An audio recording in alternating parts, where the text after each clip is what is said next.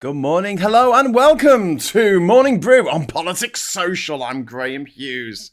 You might already know that. Hello, how's it going? It is Wednesday, the 3rd of December. So we're going to move Hans Gruber slightly closer to the oncoming splat at the bottom of Nakatomi Plaza.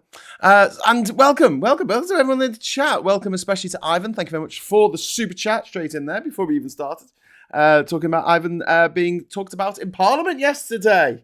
Ivan's ears were burning as his MP in Ipswich stood up and made a very, very beautiful and impassioned statement about Ivan's experiences through lockdown and the way the government handled its messaging and the way that it did not support people who were autistic or it had any mental health problems whatsoever. And there was a resolution, sorry, spoilers, if you are intending to watch this, there was a resolution to make sure that in any future pandemics, the needs of autistic people are taken into consideration in the messaging and the way that this is handled. And absolutely right. I mean, it was interesting listening to it and going back over those really frustrating, fucked up months with those fucking clowns, Boris Johnson and his mates, in charge of everything. And the decisions they made this point of like, you know, the way advice was given sometimes changed day to day. Sometimes it changed within hours. They were saying one thing and they were saying something else in the afternoon. I remember Matt Lucas taking the piss out of Boris Johnson, going, "You must go out, you must stay in. You must go out, you must stay in. You must not touch anyone. You must touch everyone." And it was just like it was so badly handled, and so many people died as a result of their mishandling of it. And one of my very close friends passed away in the summer of 2020, and yeah, it wasn't until his funeral actually when it was suggested that he may have been autistic, and I'd never really thought of it before, but once that was said to me by one of his close family members, I was like, they made everything click into place, and he didn't die of COVID.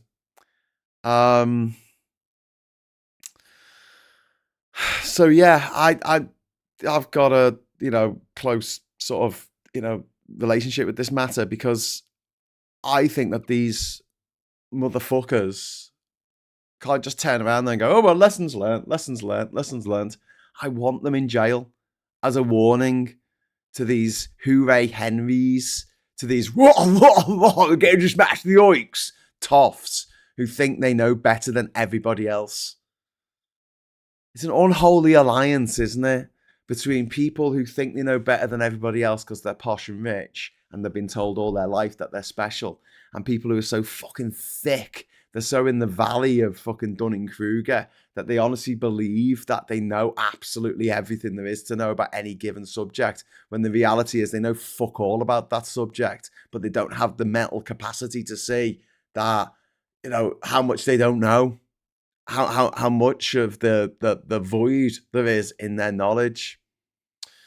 So yeah, anyway, thanks very much to everyone else in the chat for joining us this morning. We've got Gallifrey and Red in there, we've got Sarah Davis, we've got Veg Pie, we've got Diz, we've got Philip in there, we've got Martin Harrow, we've got Andy. Hello. SG is in the chat as well. Hello, SG. How are you all doing this morning? It's pretty grey and misty here in old Durham town.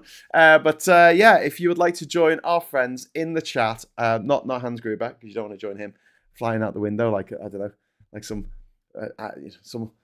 adversary of Putin. Defenestrators in the way that Putin likes to take people out.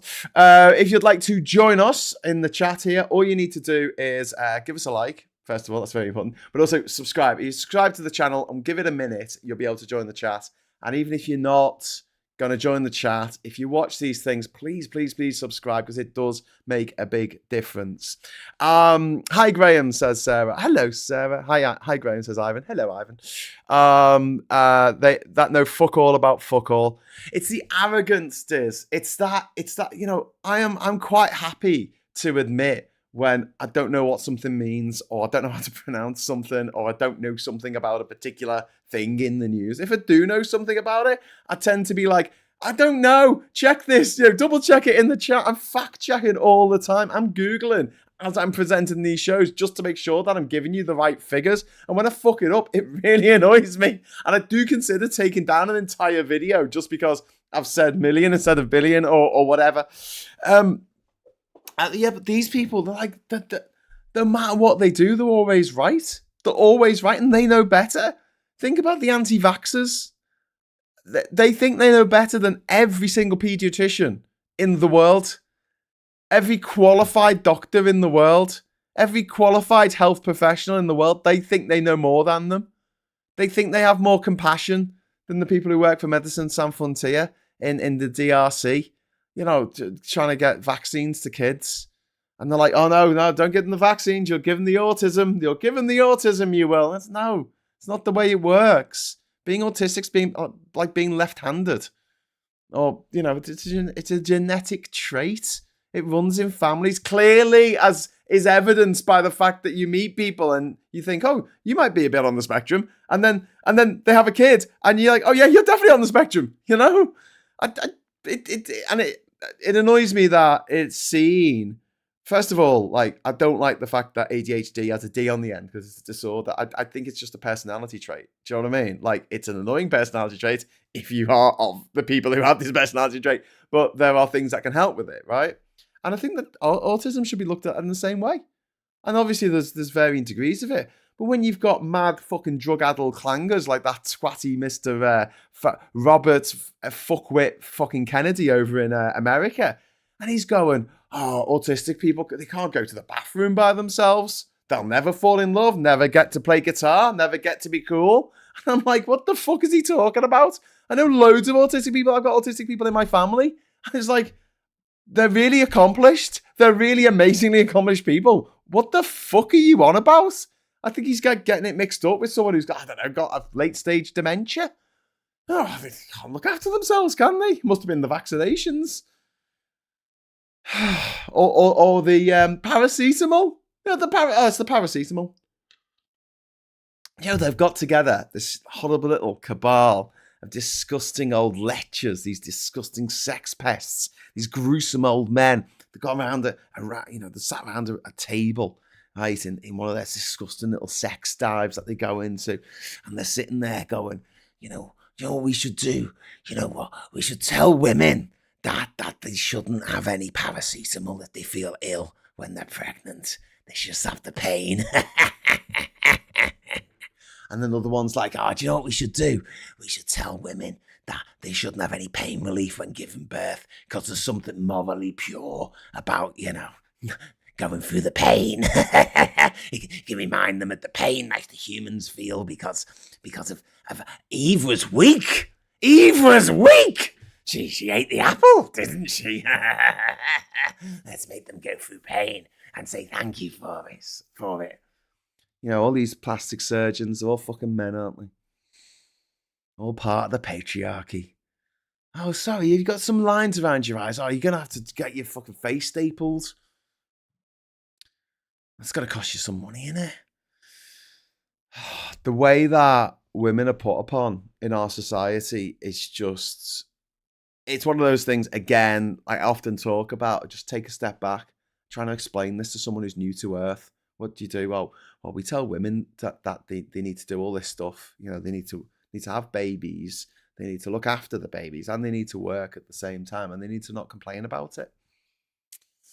They need to walk fast, but not walk too fast, because if they walk too fast, it's giving it away. Do you know what I mean? They need to smile and need to be polite all the time. But if they smile at the wrong guy, well, they have to take what comes to them.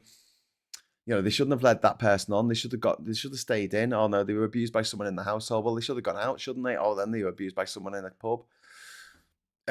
what were they wearing? What were they wearing? They need to wear stuff that's, revealing. Oh no, you can't wear stuff that's revealing.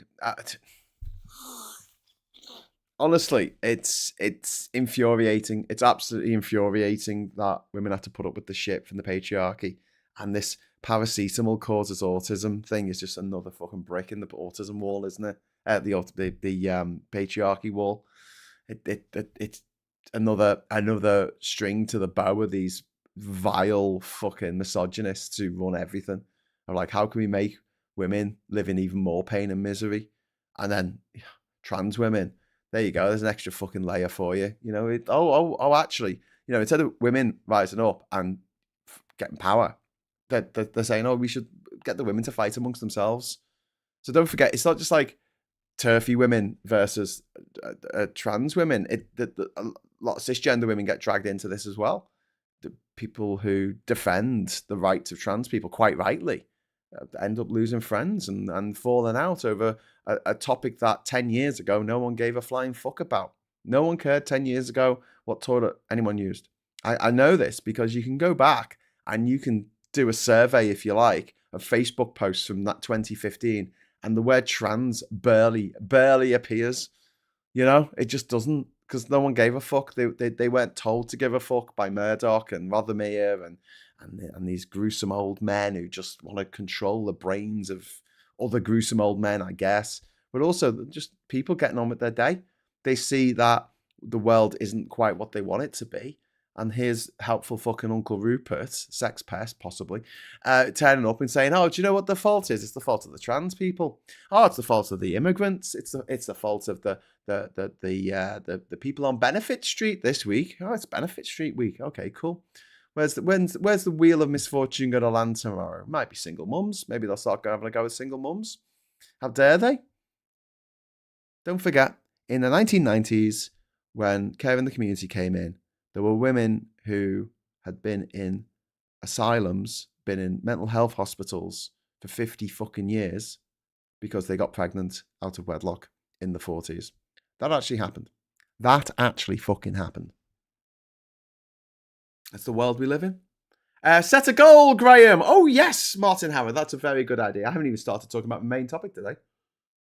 I'm getting too distracted, but, it's fun. Thank you very much for the super chat. Very, very kind of you. I will set a goal. Go on. I'll set it for, let's go for 10. Let's go for 10. 1 hour. You got 1 hour and we will get our confetti. We will have our confetti in this life or the next. Or is that revenge? I don't know. One of the two. Revenge or confetti.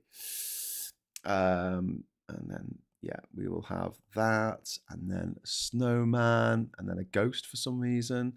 And then some celebration. And then we'll have the thing. And we'll have that. Okay, there we go. Whoa. That's a lot of emojis there, Graham. Yeah. Love me emojis. It's the same bullshit that burnt witches, says Diz. Yeah. Yeah. It's all their fault. It's all their fault. Andrew says, set the super chat. Sorry. They're set now. Not defending RFK, but autism is a spectrum, severe to mild. Yes, it is a spectrum. Yeah. I know. But the idea that there's millions of people who are autistic who cannot go to the toilet. That's what he said. I'm like, I mean, that would have to be really fucking severe. That would have to be like off the fucking charts. I've never met anyone who's that severe. I've met lots and lots of people with autism who get on with life, and some of them are very, very accomplished. Some of them are amazing scientists. Some of them are amazing engineers. Some of them are architects. I see my trans agenda was simply too evil for Nanny Chat to put up. I'm sorry. But Gallifreyman, it might have come up in live chat. So just to let people know, your message might come up, just not here. This is top chat and this is filtered. And the reason it's filtered is to stop trolls coming on here and being horrible to me and to you and to starting fights and stuff like that. And that's why I don't want this stuff coming up on this screen. When we first started doing this, you would get more randoms. You don't get so many randoms these days, I know. And the mods like Diz and One Angry Pagan and Megan Elite are brilliant. They do their job wonderfully well, thank you. But yeah, we do get some trolls sometimes, and if it instantly comes up on the top chat, but if you go to the top, there's the top chat, and then you've got a little arrow down, and you should be able to change to live chat, and that will bring up every message. It just won't necessarily come up on the screen here. But when people watch it back, they'll be able to see the live message. So yeah, I know a child with very severe autism, but healed, the most beautiful person. Yeah. The joke was that my agenda is to make nice roast dinner and have a tango cherry. How dare you? How very dare you have a nice roast dinner? Andrew says, these are the old followers of May Whitehouse on some weird evangelical listen to me trip. Moan. Yeah, my mum was forced to get married at 17 because she was pregnant. She was just a child. She had 20 years of hell with my dad. I'm so sorry to read that, Townsend. That is shit. That is really shit. And so many people went through that bullshit because that was the way it was at the time. Don't forget, in America as well, and in the UK under Farage, because he wants to ban abortion, doesn't he? They make it very hard to get any kind of contraception. They make it very hard to get abortion, even in cases of rape, even in cases of incestual rape. They make it very hard to get abortions. They force women to have these babies, and as soon as the babies are born, they don't give a fuck. It's almost as though they just want women to suffer, and that's the main thing. Anyway, right, so we're going to go on to what the main topic of today is I mean, I don't even know why this is news, but Putin has rejected the peace plan put forward by Russia. Can you believe this? So Russia put forward the peace plan, and they had a 5-hour meeting yesterday with Steve Shitkoff and Kushner. What's his name? Fucking Ivan. What's his name? Ivan Kushner? No, he's the director of Empire Strikes Back, wasn't he? Jared Kushner, who is a gobshite, and they sat there and they didn't get anything. But look, we need to talk about, first of all, right? First and foremost, we have to get it through to people's heads that Putin cannot accept peace. He cannot, because the end of the war is the end of Putin. His regime's legitimacy hangs entirely on perpetual conflict. It quite clearly does. Like, peace exposes the military failure, the economic collapse, the elite dissatisfaction. You know, dictators fall after failed wars. There's a historic pattern here. Leaders who launch expansionist wars or trying to annex their fucking neighbor and lose are removed, jailed, or killed. Putin understands this very intimately. You know, this is a guy who has removed, jailed, killed all of his political adversaries, even his allies. And then you've got the eternal threats to Putin, which are rising from the FSB, the factions, the oligarchs, the military elites, all poised to turn on him once the war's purpose evaporates. And so his propaganda machine is just built in such a way, it cannot change course. It cannot pivot. 3 years of existential struggle rhetoric means peace is an admission of lies. Like, Putin has just lied for the last 3 years, actually longer than that, last 11 years, about needing all this land in Ukraine. And so in Moscow yesterday, 5 hours of talks, zero progress. Russian aides used formulaic language like it was constructive, it was useful, it was substantive, signaling no actual concessions, no movement forward on any of these issues. And Ushakov has confirmed that there will be no compromise. It rejected changes proposed by Ukraine and Europe, and 4 additional US documents were received, and Russia refused to disclose the content, but continues to stall rather than to negotiate. And Putin yesterday escalated things rhetorically. He said, this is his public statement, we're not planning to fight Europe, but if Europe wants war, we're ready right now.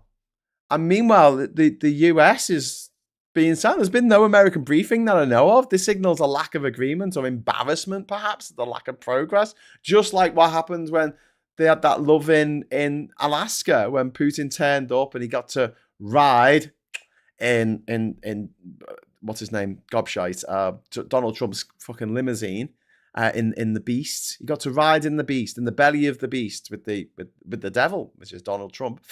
And the original leaked plan, which was shaped for Russia's interests, was, Crimea was recognized as Russian, Donetsk and Luhansk recognized as Russian, Ukraine barred from NATO, Ukrainian military capped at 600,000. Russia was going to be reintegrated economically into the G8, and Ukraine forced to surrender, remaining control of Russia, remaining territory in Donbass that they controlled.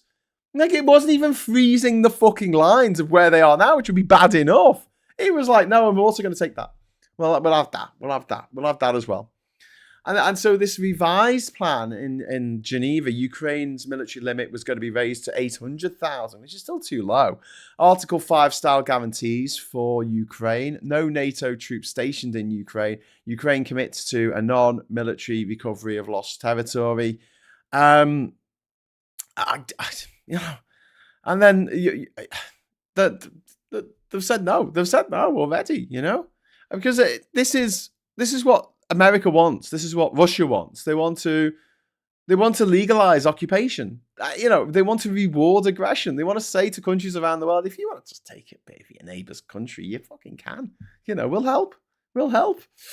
Ms. Paula Thomas for the first of 10 super chats, I hope. Not from Paula, but from everyone in general. Just in general. Thank you very much for the £5 super chat.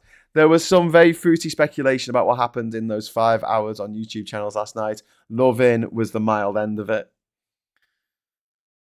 Yeah, well, they didn't really get any negotiations, do they?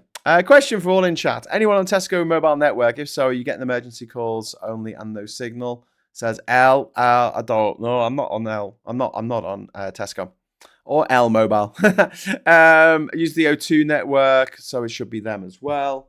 I'm on GIFGAF, which is on O2. Let me just see if I've got. No, I've got signal. I've got signal. I have the signal. Yeah. Exciting stuff. Fruity speculation, Ms. Paula Thomas.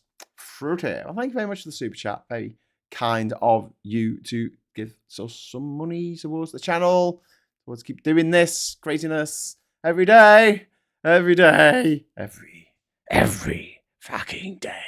Except Saturdays, which I've decided I was going to do shows on Saturday mornings. I was going to call it the Wide Awake Club. But I've decided not to, because I do need a day off when I'm not thinking about politics. It's not doing the shows. I don't mind doing the shows, and I'm sort of tempted to have like a show on Sunday evenings after Phil's finished, playing a video game or something. But it's just having to read the fucking news every day. It's just fucking shit.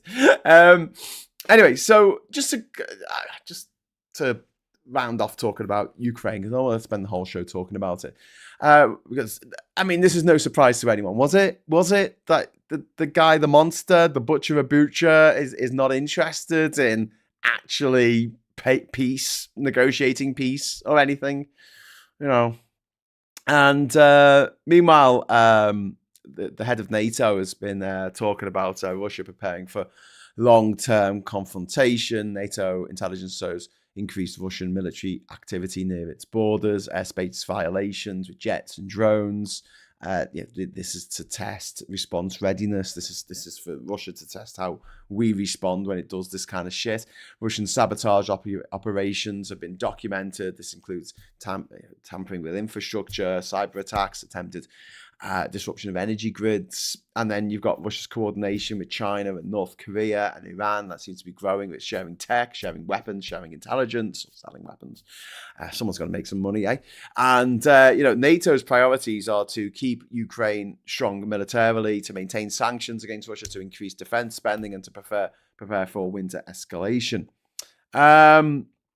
Thank you very much to Sarah. Graham, did you see the FIA bill has become law? I don't know what the FIA bill is, Sarah. I'm going to look it up now. The FIA bill. The funny, excitable, angry redhead. Public authorities fraud and error recovery bill. to safeguard public money by reducing fraud, error, and debt in the public sector. The bill has passed both houses of Parliament and it's in the final stage of being law. And has it become law yet? Okay, cool. So this is to do with stopping fraud, which is good. I hope they go after the big fraudsters rather than wasting money going after someone who's got 50p more than they should have done for their carers allowance or whatever. But yeah, that's kind of cool. Public authorities, fraud, error, and recovery. Is that what you're talking about? Fraud, error, and recovery. That makes sense, doesn't it? Okay. UK bill. Cool. Excellent. The bill introduced 22nd of January. And this is something that the Tories would never do, right? Because Public Authorities Bill completes passage through Parliament. This is on the UK Parliament side. Return to the House of Lords for consideration of Commons amendments in ping pong. I love that they actually call it ping pong. I mean, what the hell? So the third reading has happened and it received royal assent on Tuesday, the 2nd of December. Sorry, that's yesterday. Cool. Excellent. So now we have a bill for the Public Authorities Bill, it's called, and in brackets, fraud, error, and recovery. Cool. Oh, well, thanks for bringing that to my attention. That was sponsored by Liz Kendall from the Department of Work and Pensions. And yeah, so there you go. It's had royal assent. All done. All done. Sorted. Let's hope they can claw some money back from these fucking scumbags that insist on stealing money from people, from us people. So yeah, meanwhile this week we've seen, or the last week we've seen Zelensky's diplomatic push. He's had meetings in Paris, he had meetings in Dublin yesterday, coordination with Macron and Scholz and Sunak, Meloni, Polish leadership, and the first ever Ukrainian state visit to Ireland, which got secured Irish support for any final agreement, and also 100 million euros of extra support from non-military support from Ireland. Don't forget, not Ireland, the Republic of Ireland is it's not part of NATO. Technically, the Republic of Ireland is a third world country, because when the expression third world first came about, it was the first world was the NATO aligned countries. The second world was the Soviet aligned countries, the Moscow aligned countries, and the third world were non-aligned states. So technically, the Republic of Ireland is still third world, but then because just language changes or whatever, third world got to mean developing nations, which it wasn't. That was never what it was supposed to be, funnily enough. Anyway, so Zelensky's talked about the chance to end the war, but insists the changes that are required, the changes are required to this document, this proposal by the Russians. Some changes are required to make that plan acceptable, and then they want to prevent this kind of US Russia framing of the deal, to that excludes the interests of Ukraine, to put it mildly. And yeah, then the battlefield reality is that the Russian push into Donetsk region is intensifying. They are claiming to have taken the city of Pokrovsk, which is unverified at the moment, and Ukraine disputes the report, but there is street fighting going on in that city at the moment. And Kupiansk situation is improving for Ukraine. Meanwhile, civilian evacuations in the area are accelerating, and the frontline morale varies depending on who you speak to. Some soldiers are like, "With no way we're giving up Donbass," and some other soldiers are like, they're just exhausted, and the duration and this war has gone on 3 years now, more than 3 years. It's really fucking grim. And Russia's strategy is very much to delay, to exhaust, to divide, and negotiation theatre is designed to buy more time. That's the only reason why they're doing this. They have no intention of stopping this war anytime soon. And Russia continues grinding advances while diplomacy distracts Western capitals. Like, I've been to Ukraine. I've been to Ukraine while the war's been on. I was talking to people in Lviv, and they were saying to me, 10 years. 10 years they think this war's going to go on for. Another 10 years on top of how long it's already been. They're in it for the long haul, most of them, I guess. And, they're under no illusion that they think that the power-hungry monsters, the gangsters of Moscow are going to ever do the right thing because they don't have it in them. And Putin can't do the right thing because he'll die. You can't get as blatant as the situation that we find ourselves in right now. He will, if he pursues peace, he will cark it. He can't pursue peace.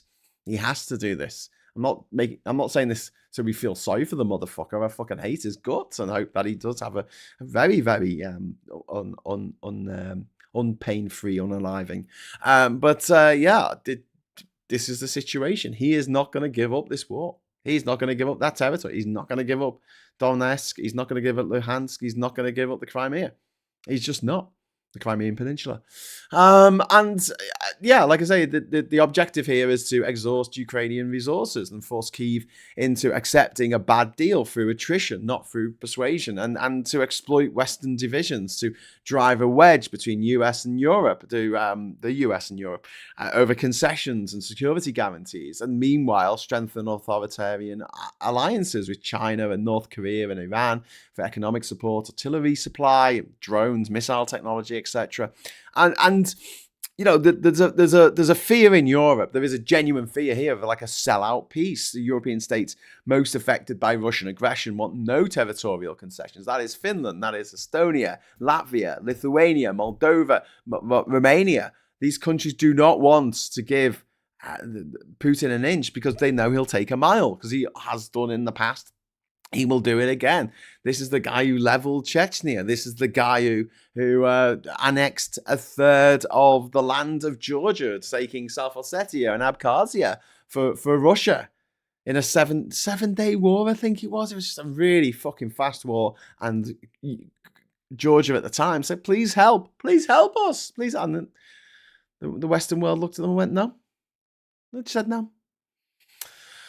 And also there's a deep skepticism in Europe against this Kushner, Witkoff, shitcop diplomacy. Neither of them have foreign policy experience, and they're just manipulable little twats. These people are easily manipulated. Arrogant, easily manipulated, nepo baby rich boys who go to the Kremlin on a jolly and given some fucking, caviar and custard, and they think that, but suddenly Vladimir Putin's their Bezzy. And there is an exclusion risk here. The EU fears being sidelined by decisions that directly affect our security architecture in this region of the world, in this continent in which we live. And then you've got the precedent fears. This is something I talk about a lot. It's signaling to other countries that might have territorial ambitions toward their neighbors: China, Taiwan, Venezuela, Guyana. Egypt, Sudan, South Sudan. It's showing these countries that invasion pays. Just if you can grind everyone down, get away with it, you'll get rewarded with whatever you want. And then you have the winter. The fact that winter is approaching, and Russia historically escalates winter strikes. So you got the heating, the electricity, the civilian infrastructure, the Ukraine's air defense shortages. They need Patriots. They need NASAMS, as they're called. They need replenishment of the Iris-T stock. Their energy grid is vulnerable. Last winter saw major outages, and Russia's likely to repeat that. And NATO's winter assessment is that Ukraine must be reinforced before Russia weaponizes the freezing temperatures to kill innocent civilians in Ukraine, which Russia loves to do. There are very vanishingly few people in Russia who have been killed, civilians who have been killed by Ukrainians. Whereas the amount of Ukrainians, civilians that have been killed by Russians is in the thousands. And they've kidnapped children, they've raped women, they've raped children. They've murdered the children. They've done these horrific things. They've tortured civilians. They have tortured civilians, these sick motherfuckers going into someone else's country and torturing civilians. It's bad enough torturing civilians in your own fucking country. Going to someone else's and doing it and then being rewarded and saying, yeah, you get to keep everything. No, it can't happen. It can't happen. Russia requires pressure, constant pressure from us from everyone in the West. And Ukraine requires support. Putin respects force, not goodwill, not negotiation. That's the only thing he respects is force. And we need to, be zero tolerance on this motherfucker. He has no will whatsoever to compromise voluntarily. And Ukraine needs to enter these talks from a position of strength. And this is what I think, and I know a few of you are going to disagree with me on this one, but I think we should just bomb the living fucking shit out of the Russian front lines just one night when they're not expecting it. Just send in a load of fucking NATO bombers and bomb the shit out their front lines. Just bomb the absolute motherfucking hell out of them. That is it. Just drop all those bunker busting bombs, everything. Just any old stock that's coming up to its sell by date. It's use by date. Let's just fucking use it up. Let's just use it up. Not in military exercises, but in actually fucking exercising our military strength and showing these motherfuckers that we are not to be fucking trifled with at the moment. It's just such a mealy-mouthed response that we've had, especially in Europe. It's fucking embarrassing. And I know you're going to think, oh, Graham, you're fucking nuts, you are. You're warlike hawk, you bastard. But the reality is, if we don't do this, more people are going to die in the long run. So fucking do it. Nobody's got military. He's got nukes. Then he hasn't. No way are they looking after their nukes. You've seen the state of their fucking tanks. They're using tanks from World War II. Fucking they don't look after anything because of all the corruption. People get paid off to do nothing and sit on their ass and drink vodka all day. It's not going to happen. Any agreements that rewards invasion, destabilizes Europe for decades, for the rest of our lives. We will not live in a stable continent. We just will not. Because you're saying to the enemies at the gates, like Russia, that they can just do what the fuck they like. And they will. There is a Russian intent to make a land bridge to the Transnistria region of Moldova, a breakaway Soviet republic. In 2025, they also want to make a land bridge going to Kaliningrad and the Baltic Sea, which is sandwiched between Lithuania and Poland. They want to do this. This is what they want to do. And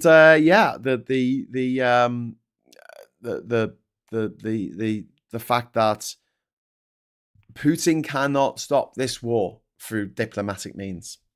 He can't, unless we give him everything he wants, which can't happen. So there you go. The only way to stop this war and to stop more people dying and to stop Vladimir Putin in his tracks is by just responding to aggression with aggression. Someone said the other day, that wonderful, was it Just Click, was it, who said, Starmer's someone who turns up to a knife fight with a rule book. Yeah, that's what we're doing. Except we're turning up to a fucking battlefield with a fucking clipboard with rules written on them. And Russia's like, we don't give a fuck. We don't give a fuck. In the NATO summit declaration, just live stream, they've agreed to buy another 500 million euros of US weapons for the Ukraine. Further modifications to the American draft peace proposal also discussed. I'm hoping that they're just biding for time while they get reinforcements for the Ukrainian front lines. Keep Moscow happy by just talking to the daft bastards and pretend that we actually give a fuck about anything that they have to say, which I don't.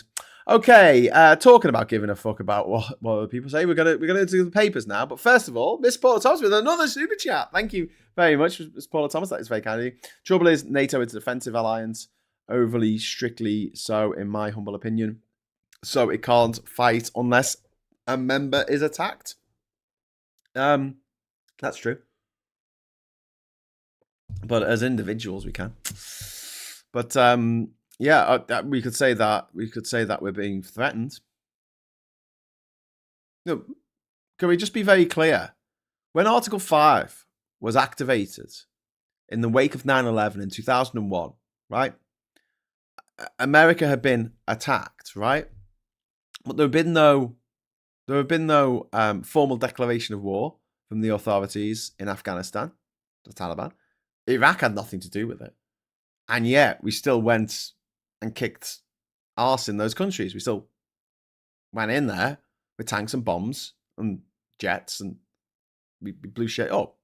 And we killed loads of people. And you say, oh, they attacked us. Well, it wasn't the Taliban. It was the Saudis, who everyone in America now wants to be like, you know. Just makes me laugh. I know I've mentioned this before, but these motherfuckers who go, oh my God, it's all Sharia law. It's all Sharia law. There's Muslims everywhere. They want us to live under Sharia law. I'm leaving. I'm going to Dubai. And you're like, Dubai, where they officially have Sharia law. Okay, cool. So you don't want to live under Sharia law here, which doesn't actually happen, right? People who are not Muslim have no obligation to live under Sharia law. Anyone who thinks that we do is sadly misguided. But in Dubai, in the United Arab Emirates, that's codified into law, mate. Yeah, don't kiss your partner in the street. Don't sleep in the same bedroom as your partner if you're not married, because you could end up in jail, Richard Tice. Wouldn't that be sad? Okay, so we're going to head over to the papers now. And a bit of content warning before we go over there. There's some really shit newspaper headlines, and it's not necessarily that they're it's not necessarily the Mail being dickheads. This is just a couple of news stories that hit home particularly hard. So we're going to go through them together and talk about how shit it is, right? So over there we've got the Times first of all, and obviously we need a picture of someone from the royal family up here at the top here. We've got double whammy. Double tax whammy will hit millions of hybrid car drivers because they're paying tax on the fuel that they use and also paying this extra levy, which is 1.5 pence. 1.5 pennies? No, 1.5 pence. I guess it's over one, isn't it? They're paying a little bit more. I mean, it's 150 quid extra a year on the hybrid car.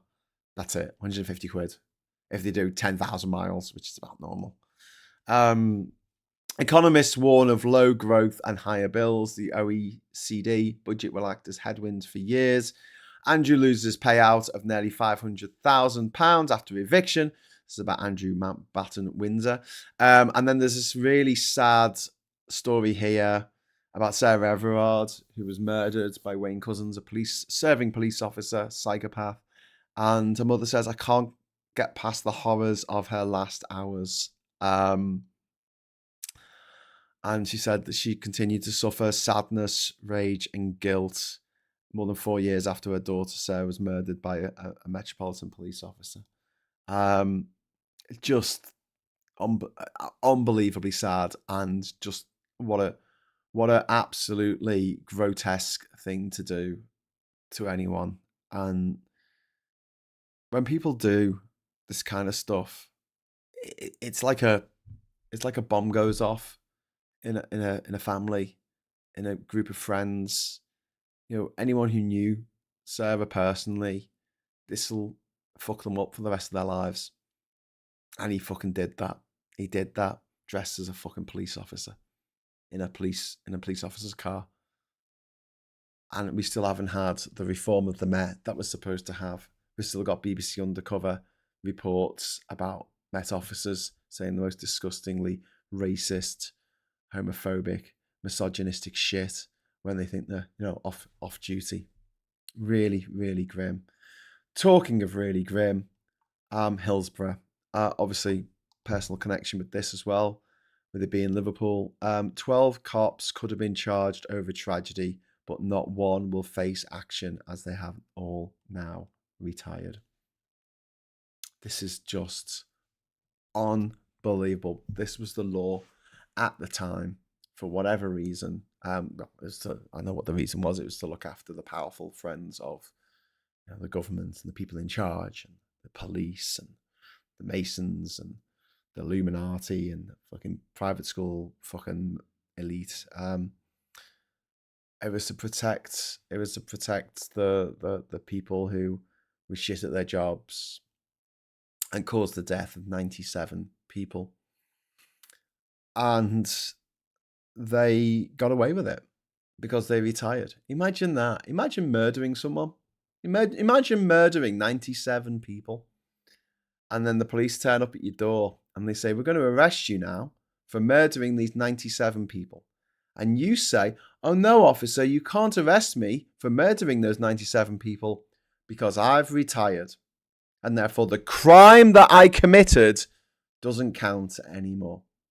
So 12 police officers, including David Duckenfield, absolutely, who was the match commander on the day, who opened the gate, who was a major part of the cover-up operation to make it look like the whole thing wasn't the police's fault when the whole thing was the police's fault.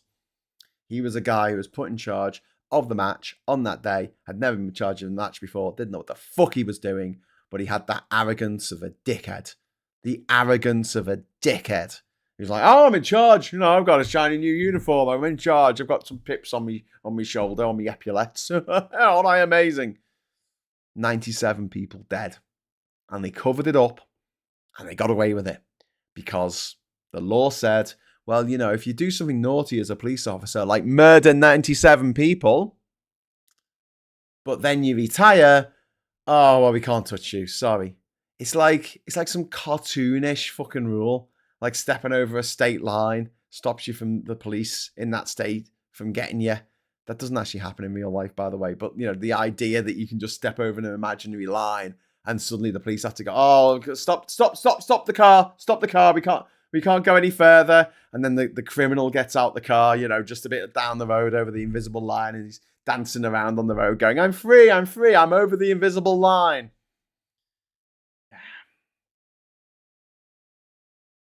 Why can't we put these criminals in jail because they retired?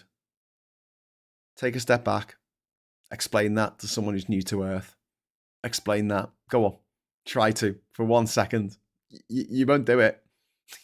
There's no way you can explain this without them just being like, what the absolute fuck? Is there any other job you can have where you can just murder people willy-nilly and then get away with it because you've retired? The problem is we can't make laws retroactively. So the fact that this law was put in place to protect people. And these monsters, they know what they're doing. This is why they have the statute of limitations on sex abuse cases. So what happens is these monsters, they rape children. Right? And then they go, oh no, but that was 10 years ago when the kid's like now 16. Oh, they're finally, going to the police about it. No, well, it's outside the statute of limitation. So even though I committed that crime, you can't do me for it. I'm on Bali, you can't catch me. Like, it's a fucking game. Why do we have a system that's set up to give people who are criminals a get out of jail free card? Don't get caught for 10 years, 15 years, 20 years, whatever it is, and you can get away with it. If no one brings a charge for sexual assault, you can get away with it. Now, don't worry, too much time's passed. You can't be bothered looking at this. Even if they collected evidence at the time. I just, there's so many things to fix. And I can't help but feel like the house is on fire and everyone's just arguing about who gets to use the fucking bathroom. And I'm like, it's not going to matter. It's not going to matter who used the fucking bathroom because we're not going to have a house, you daft twats. Do you know what I mean? We need to put out these fires. And the only way we're going to do it is if we, the people who aren't part of the metropolitan elite, as they like to call us, but we're not, we need to make sure that we use this fucking tiny window of opportunity that Labour are in power, right? Listen to me on this, okay? Labour in power. This is our window of opportunity. It might never happen again in our lifetimes. They're probably going to be out in 2029 by the looks of the fucking polls right now, right? This is our window of opportunity to make massive systemic changes. And if we do those systemic changes, it means that these rich, elite motherfuckers, that fucking weirdos going on TikTok going, well, I have to pay a 0.1% tax on my mansion. I don't know what I'm going to do now. You know, these same people who can spend £20,000 on a fucking fancy egg, you know, spend £100,000 on a fucking fancy watch, spend £500,000 on a fucking fancy car. They got the money to do that, haven't they? They got the money to buy a fucking yacht, haven't they, that they use for 2 weeks a year? They got the money for that. Have they got the money to pay a little bit more towards council tax? Have they, fuck?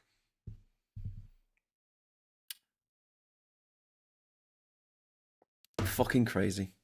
But this is a window of opportunity that we have now. So please, do an Ivan. Ivan spoke to his MP in Ipswich and got this policy that Ivan wanted to see about the next time there is a pandemic, the needs of autistic people will be taken into consideration. Ivan did that. I'm really, really proud of him. That is fucking amazing. And they debated it in Parliament yesterday in Westminster Hall. And yeah, they had a vote at the end and they said, yeah, this is what we're going to do going forward.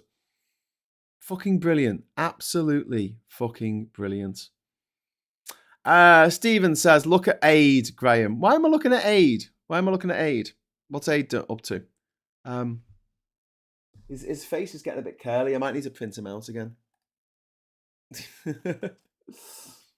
Anyway. George Carlin, the American dream is not real. You have to be asleep to believe it. True. But yeah, get onto your MP right now, especially if you've got a Labour MP, and most of us do. 400 Labour MPs in Parliament at the moment, some ridiculous number. Seriously, get onto them and start hassling them every day. Write to them every fucking day. Go like Andy Dufresne in The Shawshank Redemption about his library. Just fucking hassle them. They'll sort it out for you to shut you up. They do. This is the way it works. And this is our opportunity. I'll tell you now, when it's a refucker as your MP, or when it's a fucking Tory as your MP, you're not going to get shit. You're not going to get diddly fucking squat. Okay? They're not going to do anything for you. They're not going to bring it up in Parliament. They're not going to listen to your concerns. They're just not going to do it. Labour MPs, I know Labour haven't been fucking showering themselves in glory by any fucking stretch of the imagination over the next 18 months. And I know a lot of you are fucking upset with them. And I completely understand that. But your local MP, as long as they're not a turfy, crazed motherfucker, they're generally all right. Generally speaking.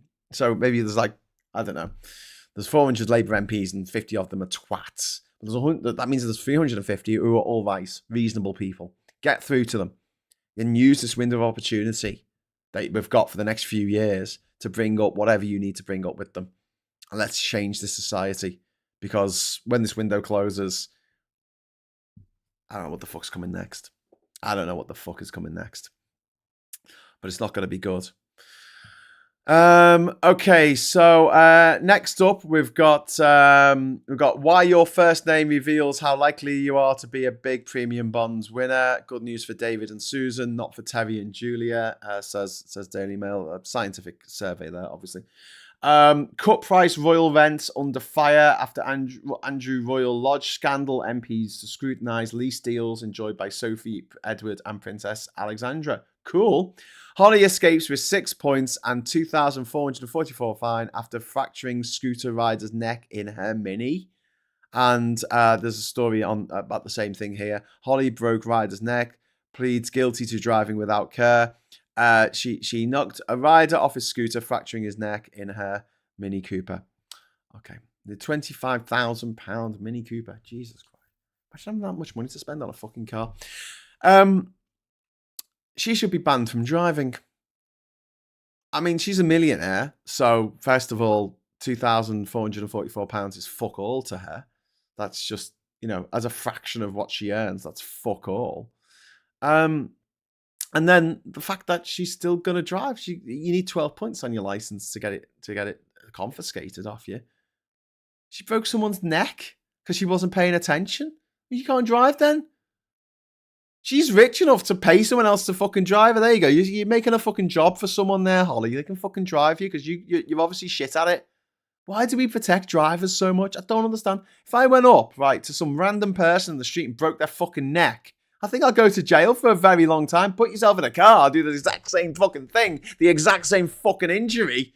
You don't get put in jail. You're given a tiny fine considering how much you fucking earn, and you get 6 points on your license. You don't even get fucking suspended from driving.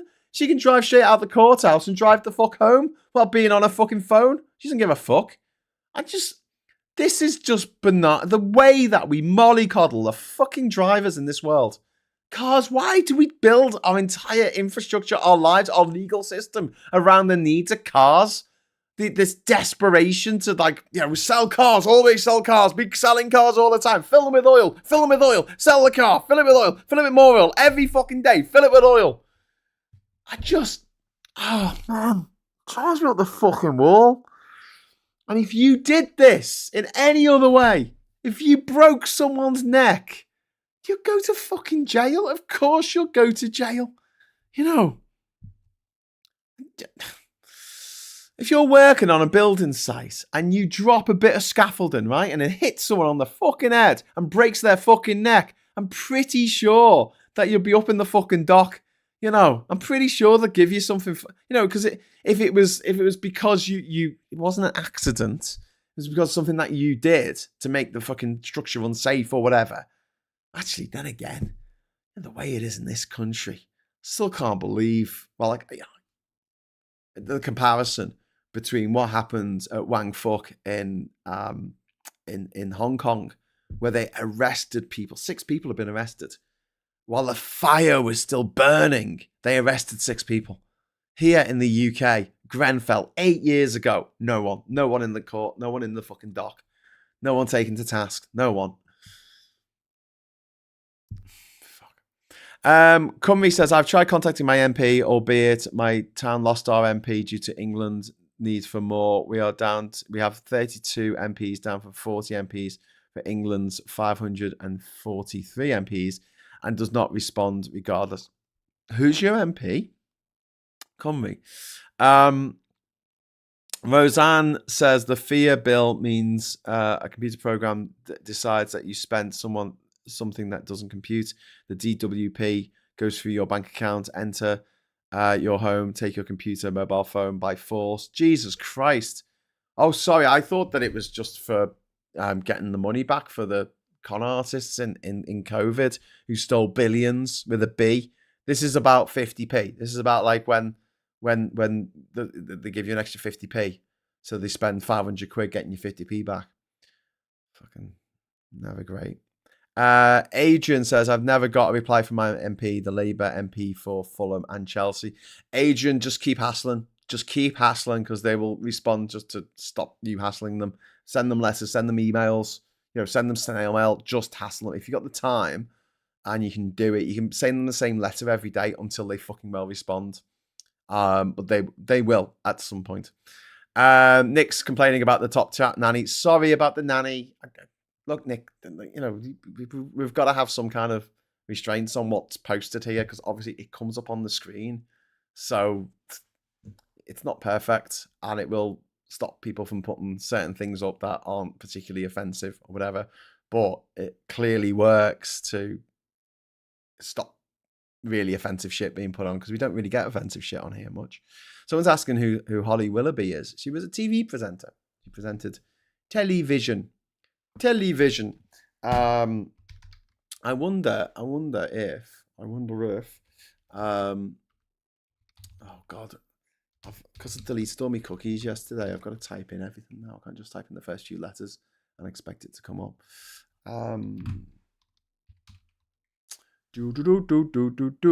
Oh, there you go. Sorry, I just thought I'd look up Holly Willoughby on the old privateschoolmafia.com site, and there she is under Holly Valance. Holly Willoughby went to Burgess Hill Girls' School. Oh, that's nice, isn't it? It's pretty difficult to get on TV if you don't go to private school, but she did, so that's nice, and she's got away with fracturing a scooter rider's neck while not paying attention. And the I newspaper goes with the Hillsborough story, still no justice, After 36 years of investigations into the Hillsborough disaster, 12 police officers would have faced gross misconduct under today's laws, latest inquiry finds. There were failures on the day of the 1989 stadium crush, which claimed the lives of 97 Liverpool fans, but no officers will be convicted for errors or cover up, and families say they will never get justice. Never. Because they retired. I mean, a couple of them are dead, so, I suppose you can't do much about that. But the ones who are still with us, the ones who are just retired, fuck them. They can live out the rest of their fucking retirement in a fucking jail cell. Because it's not just that these twats from South Yorkshire and West Midlands police made these mistakes, right, on the day. It's the cover-up. They made these mistakes, and then they covered it up, and they blamed the fans. And for years, Kelvin Mackenzie, privately educated, of course, the editor of the Sun newspaper, trotted out these lies, never retracted them, never, ever fucking retracted them, Kelvin Mackenzie. He went on Question Time probably about 9 years ago, and to reiterate the fact that he still believed that the fans did it. Boris Johnson, privately educated, of course, writing in his Spectator rag, the Spectator rag, that Liverpool needs to take responsibility for the fans who turned up without tickets and all this shit. Not that there was systemic failures in the police operation that day, and individual failings in the police operation that day that led to directly led to the unlawful killings of 97 people. Infuriating doesn't even fucking cover it. Listen. I was asked to put on the goal, and Callum very kindly has just dropped another super chat in. Thank you very much, Callum.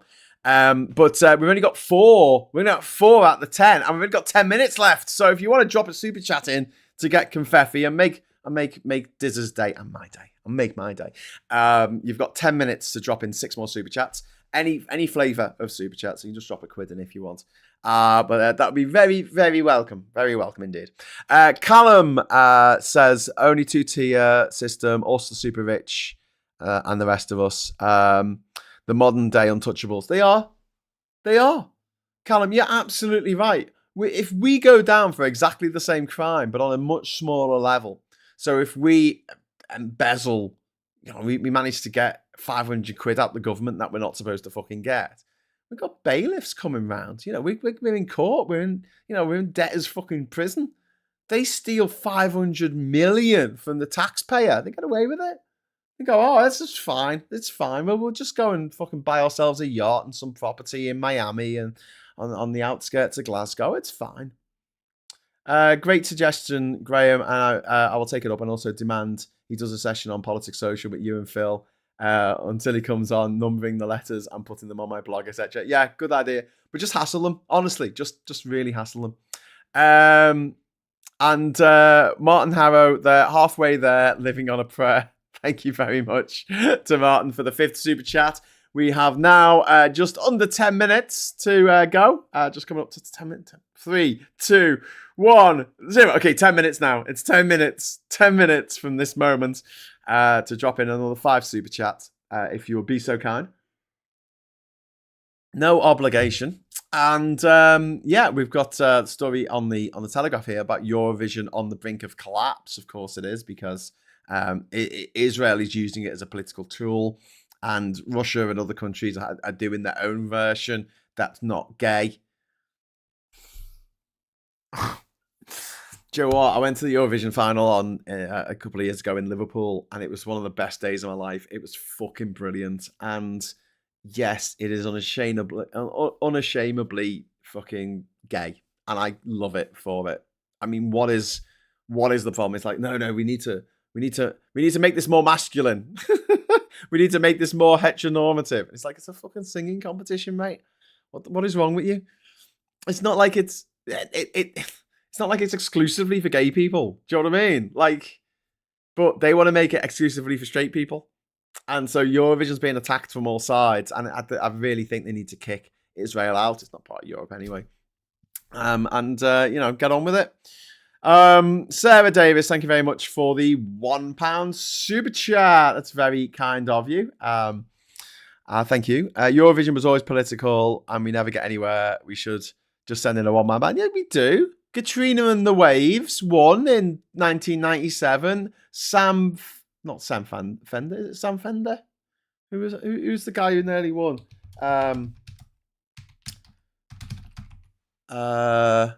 Sam Ryder. Sorry, not Sam Fender. Sam Ryder. He represented in 2022 and we came second. We would have won had Ukraine not been invaded. That's why the next Eurovision was in the. Honestly, people say it's political, but genuinely, a lot of the time, the best song wins. And I know that some countries are more likely to vote for their neighbour than a country that they like. But I don't know. As a Eurovision fan, I think it's a bit easy for people to say, "Oh, it's all political these days." It's like talking about Christmas. It's all commercial these days. It always fucking was. It always was. Why do you think Santa wears red? It's to sell Coca-Cola, for fuck's sake. All of our lives. There's nobody watching this, right, who remembers the days before Christmas was commercialized, because you have to go back over 100 years. So I guarantee there's nobody watching this who's like, "Oh, I remember before people tried to sell you stuff at Christmas that you didn't need." Liverpool was the best Eurovision ever. It was fantastic.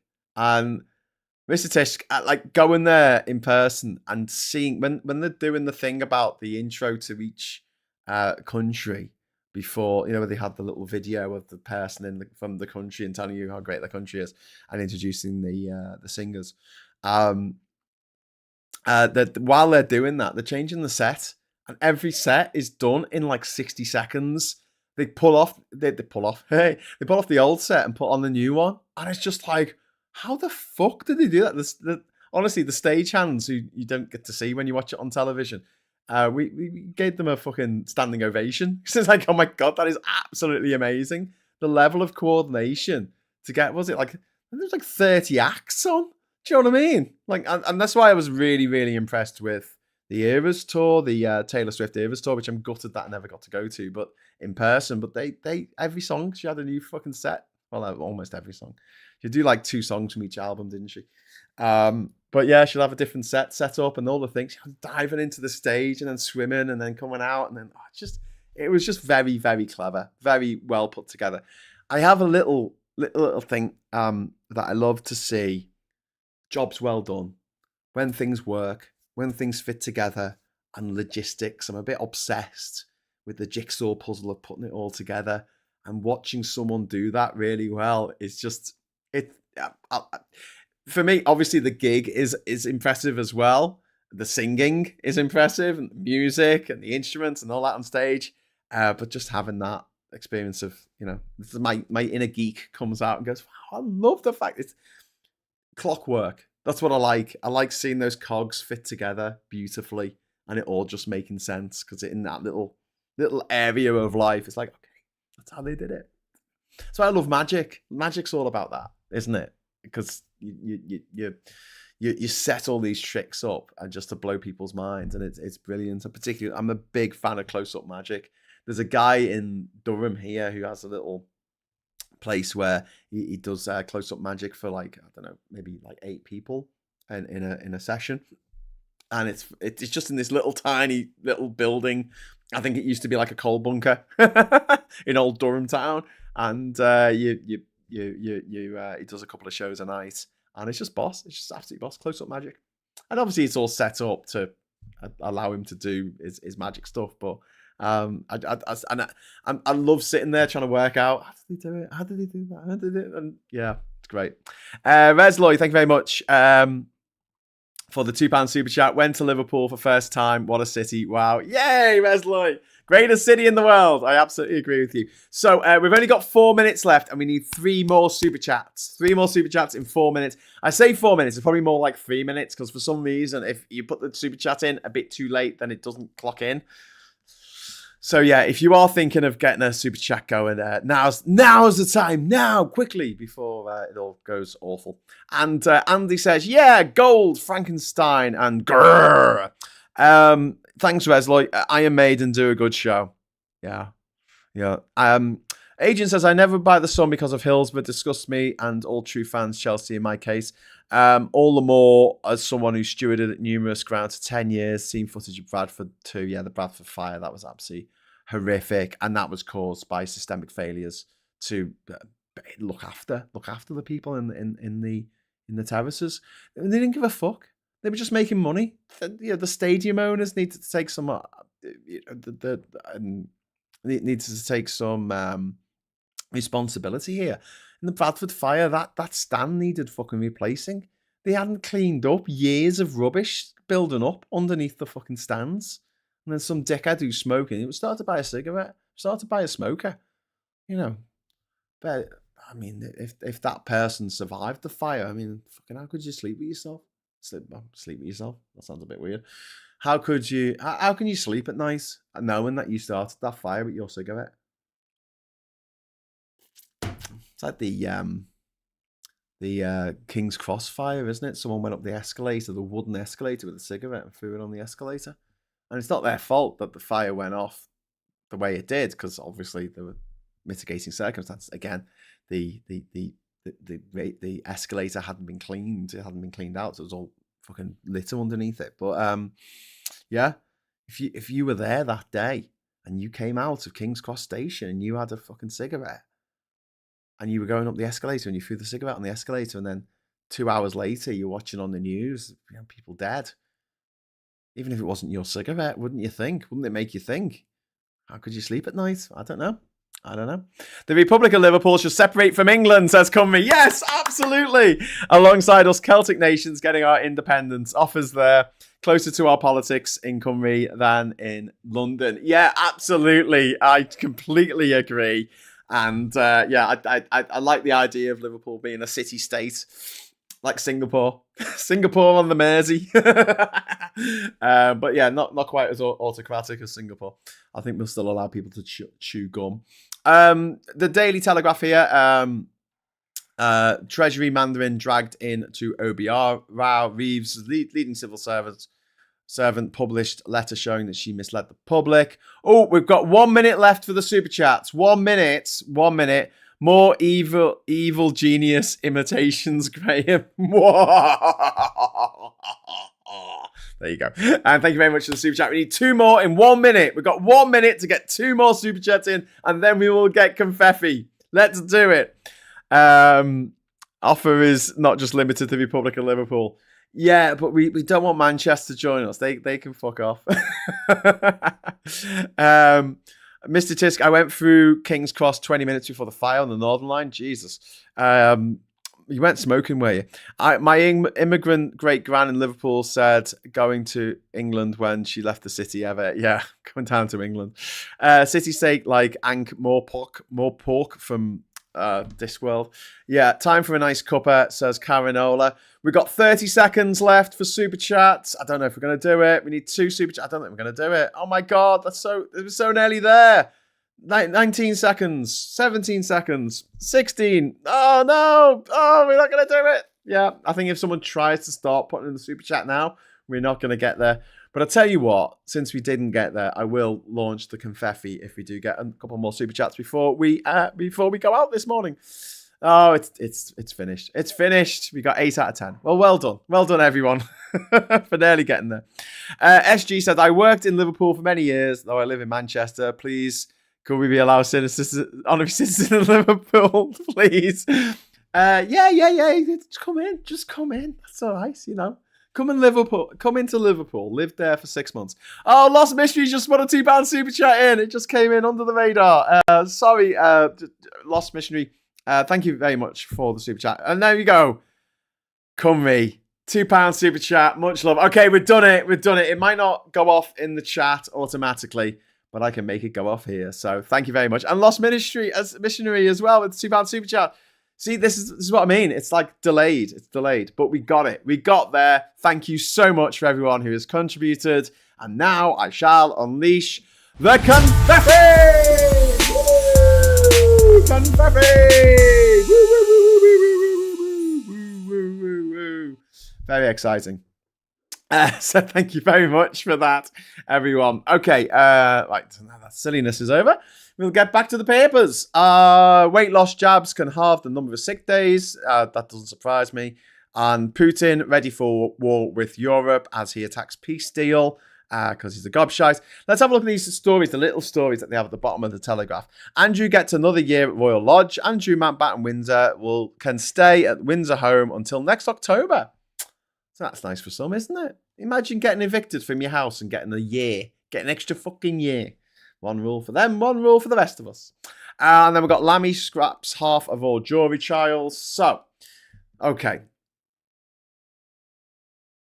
As far as I'm aware, the way they're doing this is they're getting rid of jury trials, which is something that has been welcomed by some magistrates, by a lot of magistrates, not all of them, but it's also been condemned by a lot of barristers, not all of them.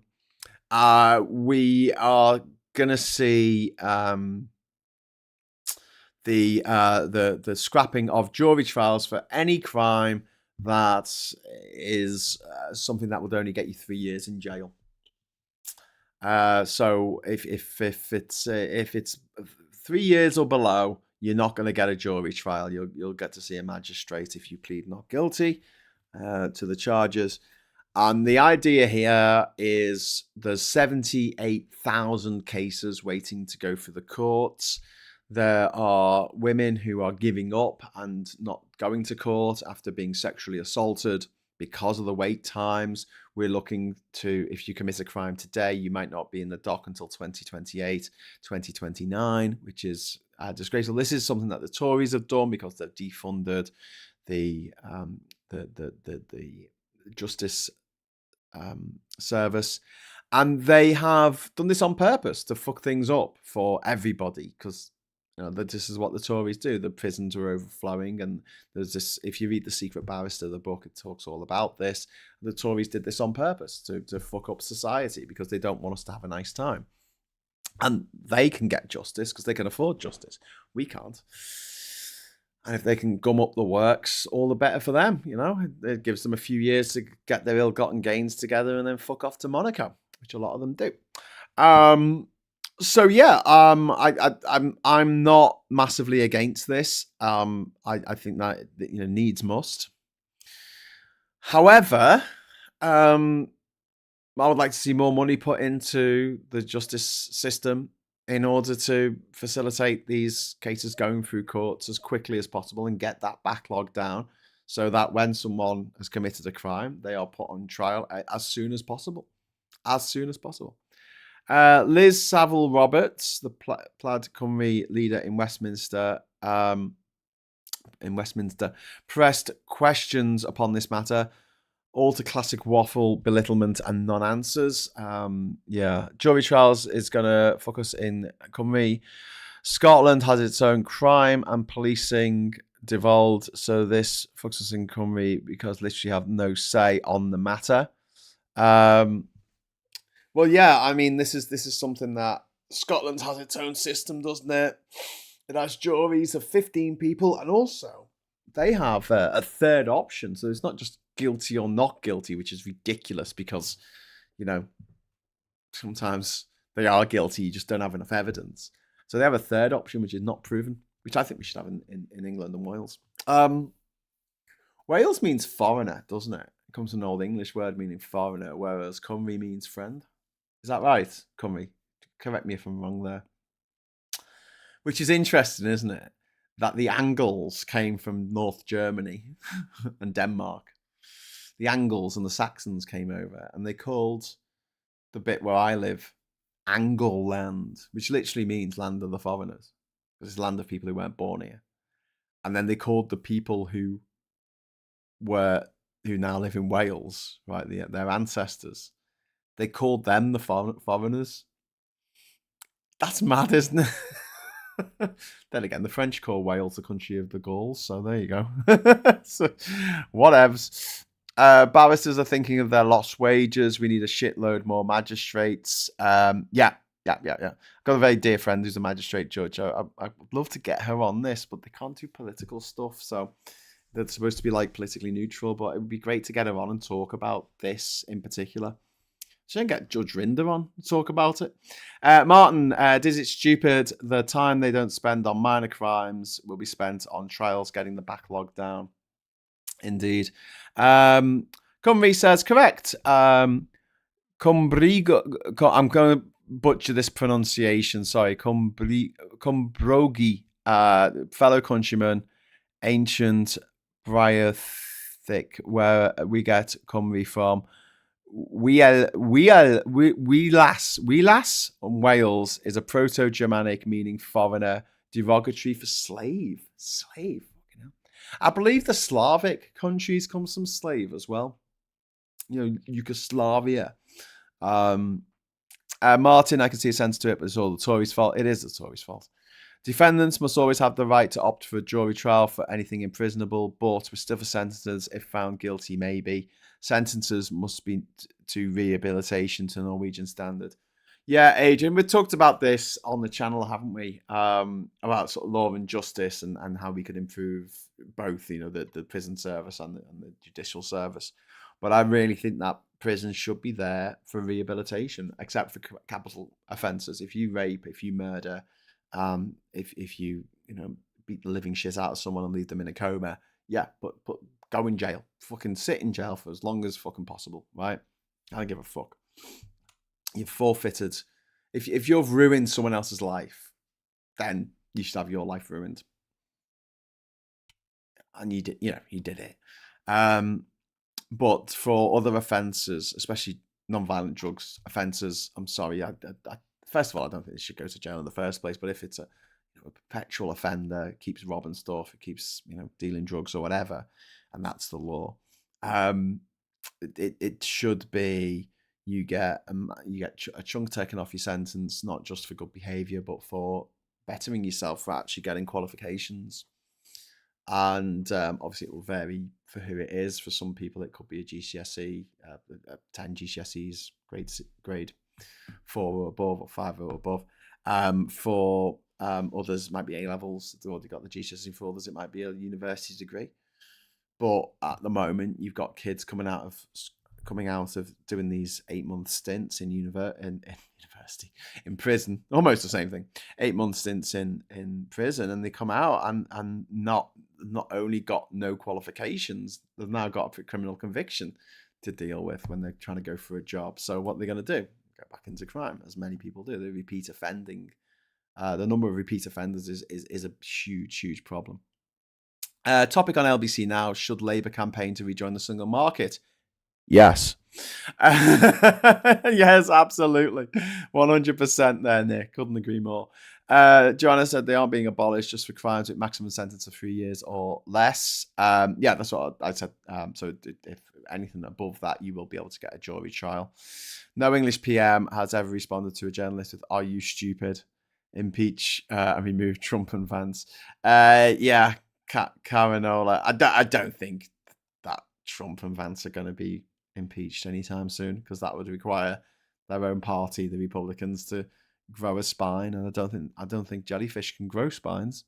Did you see the video of the flag shaggers in Gibraltar marching about stop the boats? No, I didn't. That's kind of embarrassing, isn't it? Okay, so I'm going to head over to the papers here. We've got Emma Raducanu there on the front cover for some reason, because she's obviously won a tennis match, I think. And yeah, we'll move on. Oh, we've got British man helped to kill Ukrainian MP. That's a story just here. That's a mad story, that. And then the girl guiding bans boys, and this is the way that they've put it here in the fucking the Telegraph here. In victory against trans. Victory against trans. That's the way the Daily Telegraph puts it. And I know that's going to upset a lot of people watching this. It fucking boils my piss. Victory against trans. They do honestly believe, these evil motherfuckers who write these fucking Tory right-wing press, privately educated, billionaire bullshit, right? They honestly believe that trans people are the enemy, and they're at war with trans people. Existing a victory against trans. Imagine that written. Girl guarding bans black people in victory against the blacks. In victory against brown people, in victory against Muslims, in victory against Hindus. Imagine you read in a newspaper in Dubai, Christians excluded from Rotary Club in victory against Christians. What would that be like? A victory against black people. Victory against women. I mean, I couldn't be more disgusted with the Daily Telegraph. I mean, in general, it is an absolute shit of a newspaper. But that news, that is the mask slipping, isn't it? Swap out any minority group for trans. Victory against autistics. Victory against deaf people. Victory against single mums. Victory against OAPs. Victory against boomers. Boomers excluded from going to the supermarket in victory against boomers. Take any minority you like and just swap out the word trans for that minority. It's worth dwelling on that, you know. It's worth pointing that out to people. Because when I point out to these fucking vile transphobes, these so-called TERFs, there's nothing feminist about them. When I point out that bathroom bans were what they used to have in America in the Jim Crow South, it's what they used to have in South Africa during the apartheid regime. They'd have signs up saying coloured only because they didn't want black people pissing in the same toilets as the white people because they saw black people as a threat, a potential threat. And as J.K. Rowling admitted herself, she said, you know, we've got to stop assuming innocence of certain minorities. Of course, she was talking about trans people, but she could just be talking about black people. What would be the difference? The amount of infrastructure put in to making twice as many toilets so that the white people didn't have to wash their hands next to the black people. What's the fucking difference? For me, there's no difference at all. Girl guarding bans black kids in victory against the blacks. That's what that headline might as well say. It's fucking disgusting. You don't need me to tell you that. Fuck. Anyway, okay, let's go to the Express. That's not going to calm me down. No better time to act than now, as there are lives at stake. Urgent action demanded to prevent attacks against women like Sarah Everard. Yes. And then we've got Lorraine backs our Safe Call campaign. We're not getting children the help they need. And then there's that quote that I had earlier from Sarah Everard's mother, still being tormented by the horror of Sarah's final hours. And then we've got Putin, I don't know, holding two invisible fucking... has he got like, what's he holding? Has he got like an invisible sort of doing this? He's got like, you know, one of the, you know in The Big Lebowski when he's cleaning his bowling ball and he's like that with his little bag with the bowling ball in. Bit of injustice. No officers will face discipline over Hillsborough. Discipline. How about fucking jail? How about jail for their fucking uselessness causing the death of 97 people? How about fucking jail, mate, for the cover-up that ensued? You know, they murdered 97 people and then tried to fucking hide the bodies so they could get away with it. Because they got away with it for so long, what happened? They got away with it. Full stop. Oh, I'm retired. You can't do me. I'm retired. Joke.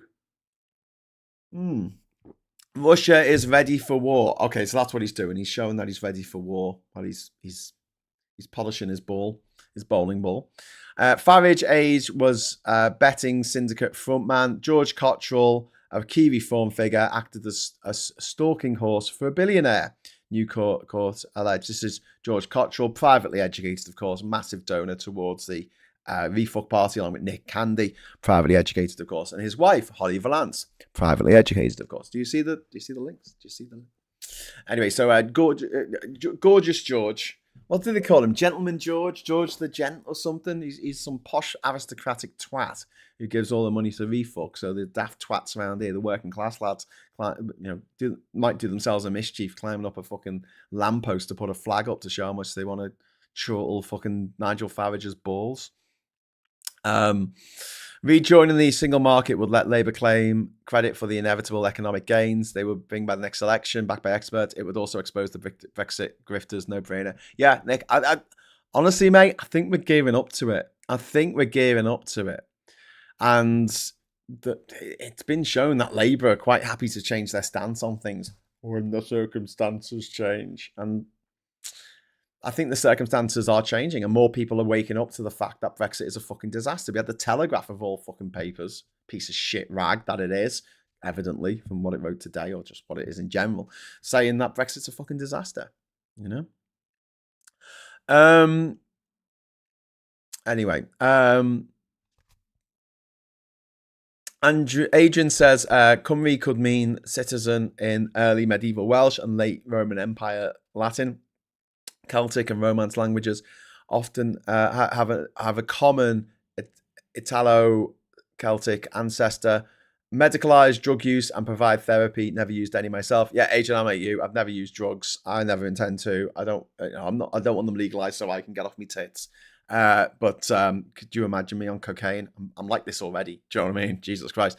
I want drug use to be medicalized, and I do want therapy. I want the money, the $2 billion that we're wasting every week on drugs enforcement, the keeping of people in jail for non-violent drugs offences, all the money that goes on to that. It's an insane amount of money when you look at it in the whole, the justice system, the policing, everything that goes into drugs one way or another, the damage done to society done by drugs. We could be medicalizing it. We could be charging people to get some of those drugs, but it's still going to be cheaper and safer than buying it from a dealer. And we'll never have a heroin overdose ever again. It just ain't going to happen because you'll only get pure fucking heroin and you'll be giving it at a dosage that's not going to give you a fucking overdose. It's not going to be cut with baking powder. Yeah, this is such bullshit, says Diz. Yep, absolutely, you're right. Fucking Jesus.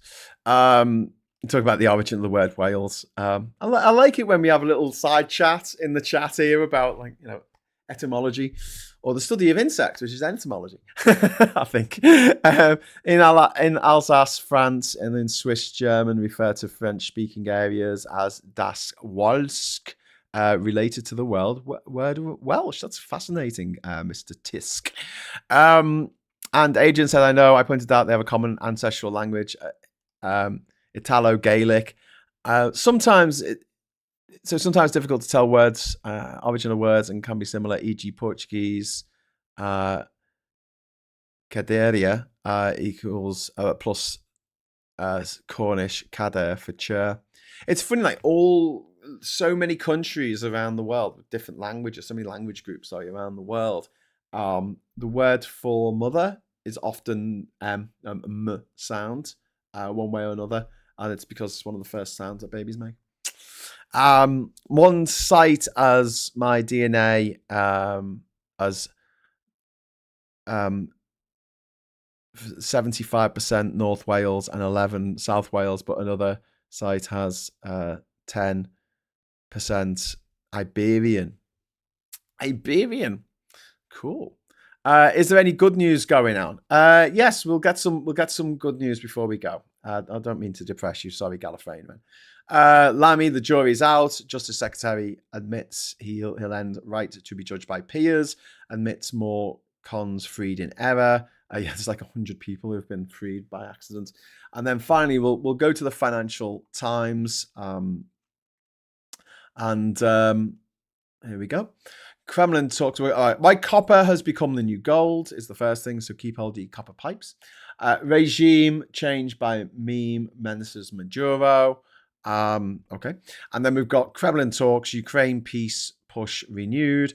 Russian President Vladimir Putin, centre-right, sits opposite US Special Envoy Steve Witkoff and US President Trump's son-in-law, Nepo baby, Jared Kushner in the Kremlin in Moscow yesterday for the latest round of peace talks, and you can see there Kushner just not knowing what's going on. He's just sitting there going, I don't know what's happening. I see they've got this side have got like, they've got a pad and everything.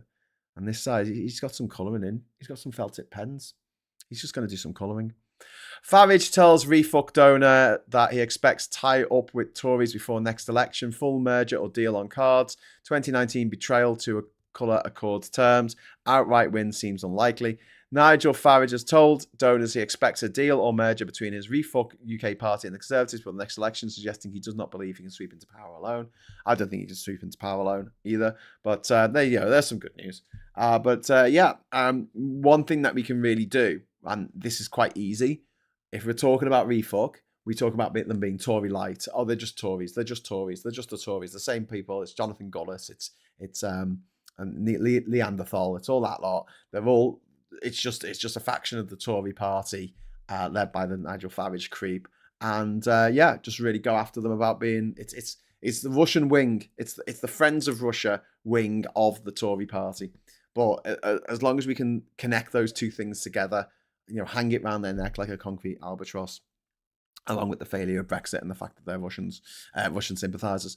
Italian rights bid to claim gold reserves in name of the people stirs sell-off fears. Lawmakers from Giorgia Meloni's right-wing coalition have been pushing to have Italy's gold reserves declared the property of the Italian people. A move critics fear will pave the way for governmental sell-off of the metal.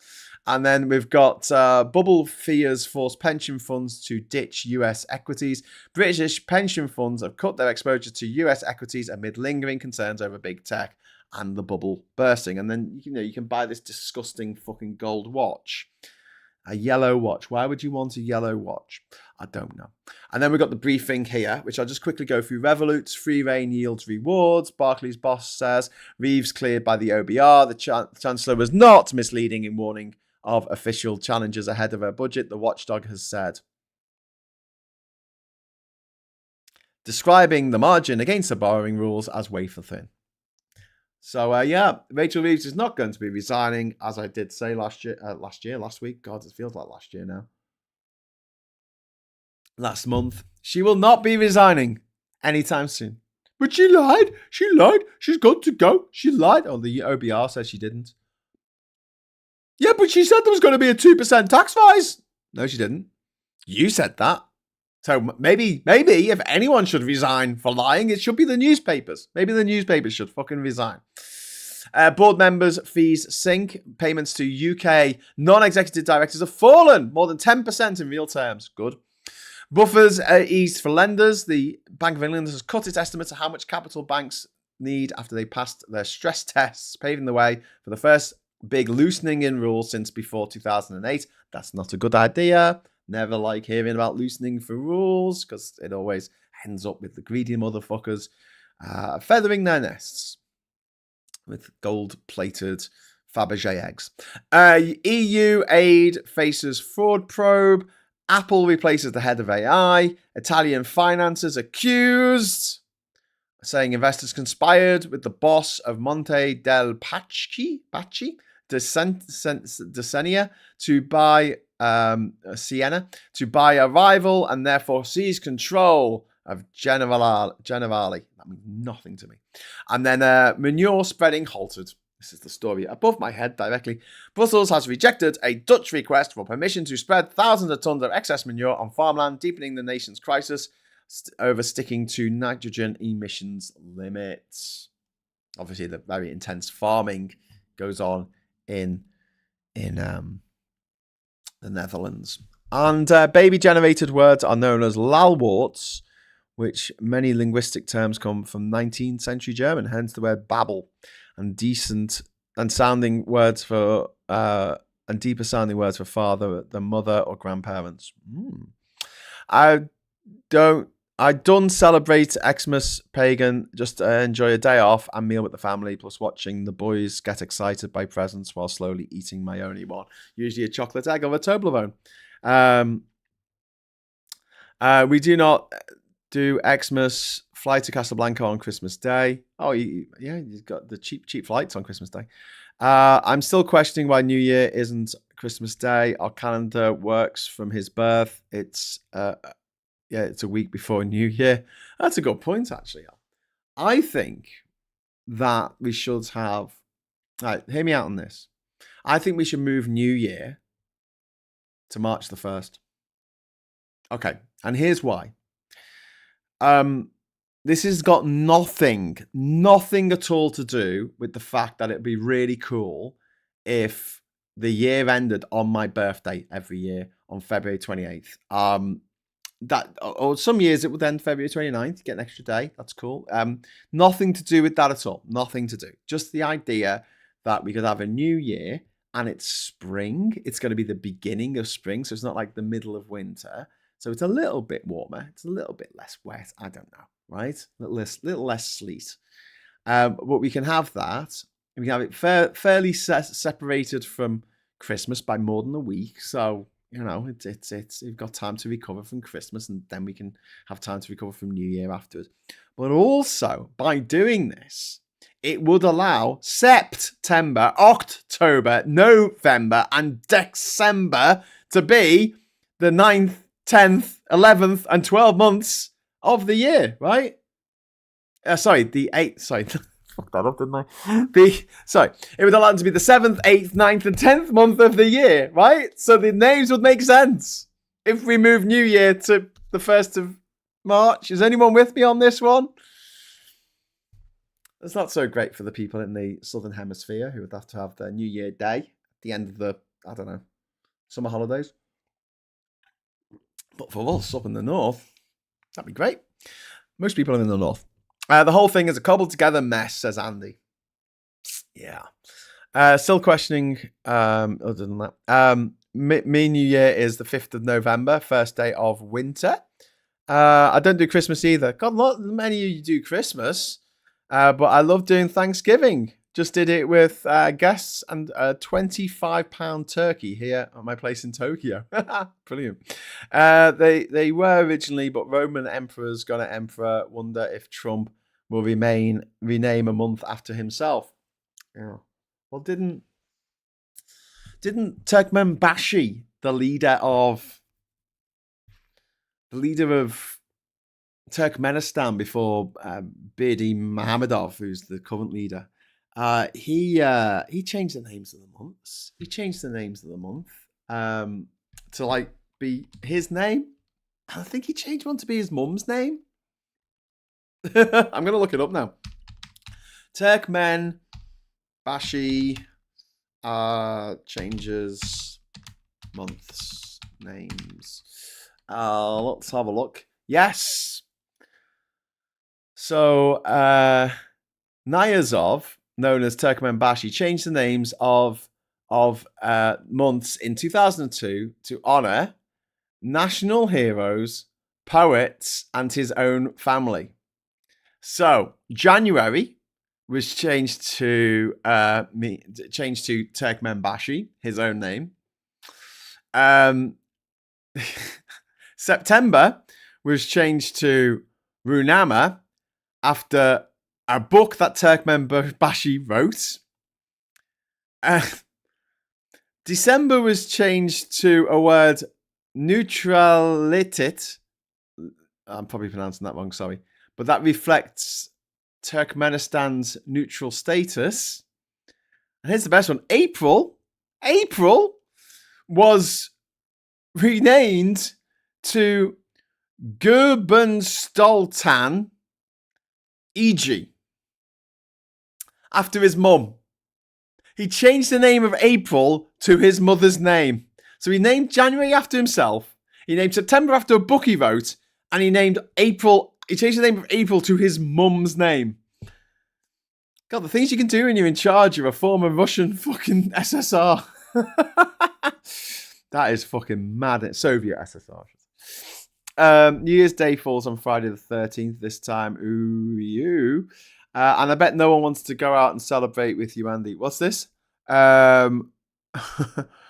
True Orthodox Christian, like Presbyterians of Barra, Eastern churches of various sources from Armenia to Ethiopia plus Rastafarians, celebrate according to the old calendar, divine discounts in sales. I think it's 2018 still in Ethiopia. But yes, I was in Ethiopia on Christmas Day, December the 25th, but it wasn't Christmas for them. So I ran around saying, do you know it's Christmas time? And they went, no. Graham, dickhead, it's not Christmas till January the 7th. That's when we've always celebrated Christmas, you twat. But conversely, a couple of years ago, I was in Ukraine where they had actually moved Christmas back from January the 7th, which is where Russia celebrated, to December the 25th. They moved it to December the 25th, back a few days, in order to facilitate the break, the schism between the Ukrainian Orthodox Church and the Russian Orthodox Church to add extra things. They also moved the date of Easter as well. New Year should be the 22nd of December. It's the day the sun starts to come back towards the summer. It also, the sun rises over the Stonehenge. Yeah, but Andrew, that's very Anglo-centric, isn't it? I mean, just because that's the day that we start getting more light, well, in the southern hemisphere, it's the day they start getting less light, isn't it? It's a bit unfair on them to do it then, you know? Having a new year at the end of summer, I think that's all right, isn't it? For them, they'll be getting it at the end of summer. We'll be getting it at the end of winter. That works, you know. Last weekend. It's like the bank holiday weekend in the end of August. Fucking brilliant. The best weekend. That's my favourite weekend. You had the Leeds Festival, the Reading Festival. You had the Matthew Street Festival in Liverpool and back in the day. God, I got horribly drunk in those things. Jesus Christ. It's amazing I'm still alive. Iran and Kurdish New Year is in March. Pope Gregory has a lot to answer for. Well, also, if you go to Saudi Arabia, your passport gets stamped like 1497 or something. What year is it? What year is it in Saudi Arabia? I'm going to type that in. What year is it in Saudi Arabia? 1443. No, that's for 2021. Get it right. It's 1447 in Saudi Arabia. When you go there, you get a stamp in your passport, and it's got Arabic numbers, and it'll say 1447 because that's the year that they are.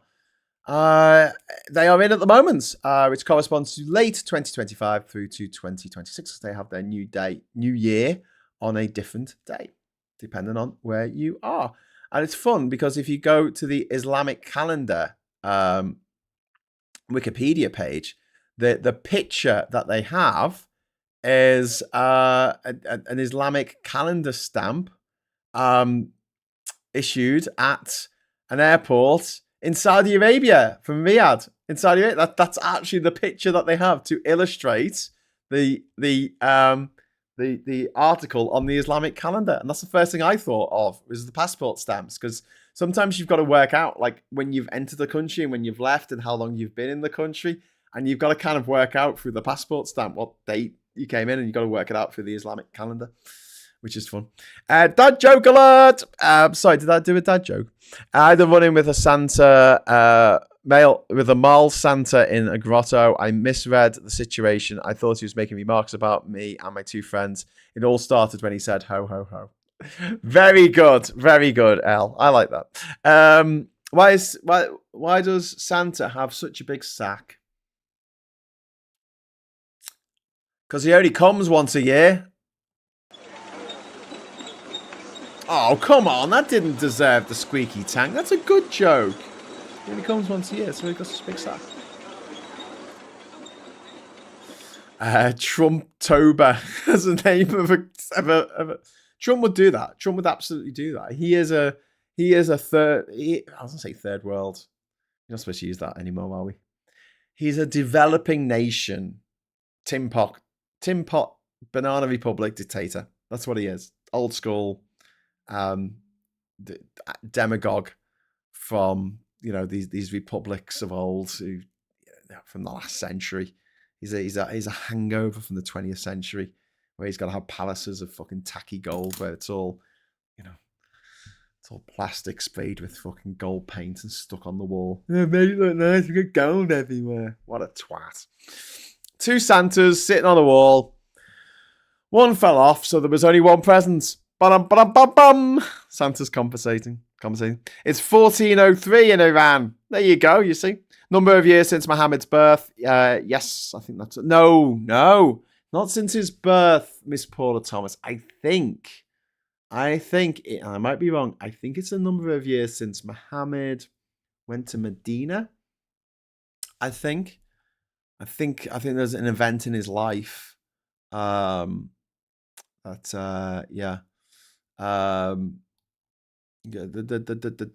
months and they've only got 354 or 355 days in the Islamic calendar, because I guess it's based on the moon rather than the sun. So there you go. The Karik, the Islamic New Year. Yes, it was during that year that Muhammad and his followers migrated from Mecca to Medina. So there you go.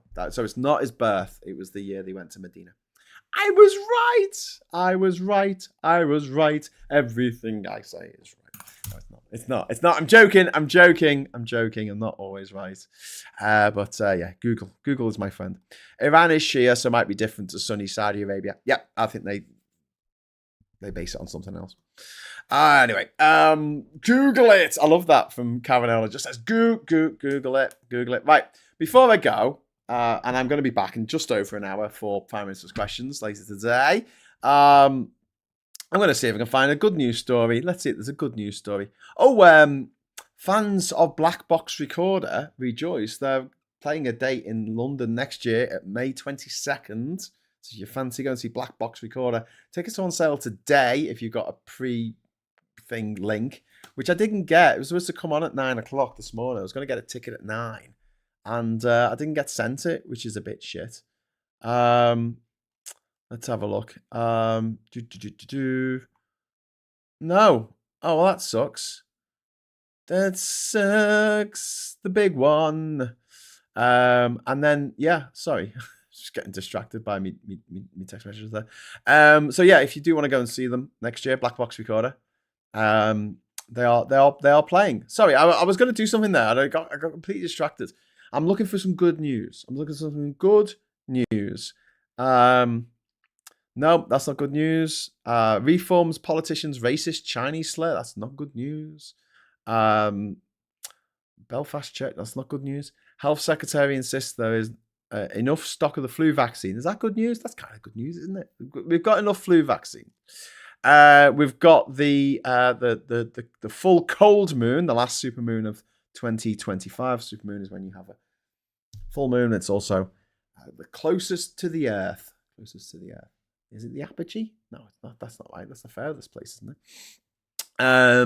And then we've got the Formula One, last race of the season. It's going to be a 3-way fight. It's going to be a 3-way between Lando Norris and Max Verstappen, the other guy. I don't know. I'm not paying too much attention. Princess Catherine has sent message of love, so that's nice. And then presenter Laura Woods is okay after collapsing on TV. Oh, there's a Fabergé egg story. A man charged with theft over claims he swallowed $19,000 Fabergé egg. He swallowed the egg. Maybe he thought it was like an egg, and he just ate it. And the search for the long-missing Malaysia flight, MH370, is set to resume. So there you go. And car spreading is on the rise, with cars getting bigger than ever before, which is more dangerous because of blind spots. And the bigger a car gets, the more likely it is to kill you if it hits you, obviously. David Faulkner, 2879. Thank you so much. That's almost my birthday. Government is doing a good job here by helping poor, affected residents of fire by providing money, accommodation, support services, etc. Corruption, yes, perhaps arson, but we need an inquiry to get the truth. Thank you so much, David Faulkner, for the 78 Hong Kong dollars. And yeah, it's horrific what has happened in Hong Kong with the fire which engulfed 7 buildings in that complex. But at the same time, it does look like the authorities are responding a lot better than our authorities in the UK responded to how things went down with the Grenfell fire, the Grenfell tragedy. Also, I was reading up about bamboo, and David. Apparently, you can probably tell me if this is true or not, but apparently a lot of the bamboo's still there even after the fire, because the bamboo is pretty good. That doesn't really catch fire as much. It was the nylon netting on the outside that really went up very, very fast, which made it very, very difficult for the emergency services and people to get out. Is Orange Finger Trump building a golden shower in the White House ballroom? That would not surprise me if he had a golden shower in the golden shower. Golden shower inception, I guess. He is a scumbag, and I'm sure there's videos out there of him doing horrible things. You can watch Gladiator on iPlayer. And what else have we got? Sport. Oh Jesus! Social media abuse in football. Please no. And we've got England and Wales in same 2027 World Cup group. That's cool. That's the Rugby World Cup, not to be confused with the Round Ball World Cup or the Men's Round Ball World Cup or the Women's Round Ball World Cup. It's with the Egg Ball people. And not to be confused with Rugby Egg Ball Union, Rugby Egg Ball League. And there's a difference in those two games, which are different games. It's a bit weird in Australia. Like, I think each state has its own game. So you've got, like, some places play football, like real football, round ball. Some places play Australian rules football, right? And then you've got Rugby Union, and then you've got Rugby League, and they've got all these different playing similar games, but with different rules. But there you go. Okay, my friends, is that enough for the good news? The good news stories for today. Have I given enough good news stories to try and, I don't know, balance things out? Let's have a look. Farage tells donors he expects Reform to do an election deal with the Tories. I said that would happen. I said that would happen earlier this year. And I was told, no, that'll never happen. That'll never happen. Yeah, that's what I said will happen. Final Hillsborough report. Yeah, got that. Women's Institute. Oh, okay. So, sorry, some more shit news. I'm afraid I feel obliged to share with you. So, along with the Girl Guide saying they're not going to allow any trans girls involved, the Women's Institute is now saying they're not going to allow any trans members from April. Are trans women supposed to join some other institute? Are they going to have a parallel organization? Imagine if it said black women will not be allowed to join the Women's Institute. And then you'd have these fucking gobshites like J.K. Rowling and Graham Linehan celebrating the fact that black women are no longer allowed to join this organization. That Supreme Court decision is just beyond disgusting. Right, anyway, I was supposed to find a good news story. Sorry, that popped up on my feed, and so I guess I've got to share that with you. My disgust with it all. And let's have a look. There's a masculinity crisis. No, there isn't. Fuck off. An eco obscenity. Norman Foster's steroidal new skyscraper is an affront to the New York skyline. Well, I think most tall things are just a bit shit.